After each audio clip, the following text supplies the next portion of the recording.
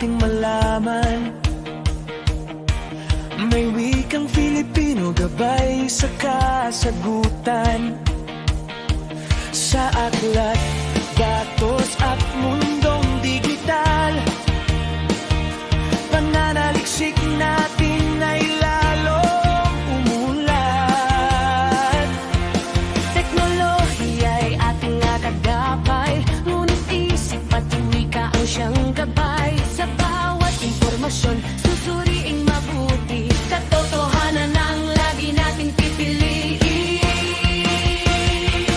Wikang Filipino ating gamitin, ay kasangkapan sa pananaliksik natin. Tulay sa yaman ng impormasyon, Bukas sa kaalaman, bagong henerasyon. Wika at teknolohiya, magsanib puwersa para sa bayan, para sa pag-asa. Filipino at AI, ating pagyamanin. Kaalaman para sa lahat, ating ibahagit linangin. Oh! Sa isang pindot, mundo'y nagiging malapit. Ngunit mapanuring isipang dapat manaig. Suriin ang pinagmulan, huwag basta maniwala. Tamang impormasyon ang dapat makuha. guro at mag-aaral sabay, nahahakbang sa makabagong daigdig na mabilis ang takbo. Kung wika ang tulay at ang kasama, pananaliksik natin ay magiging makabuluhan pa.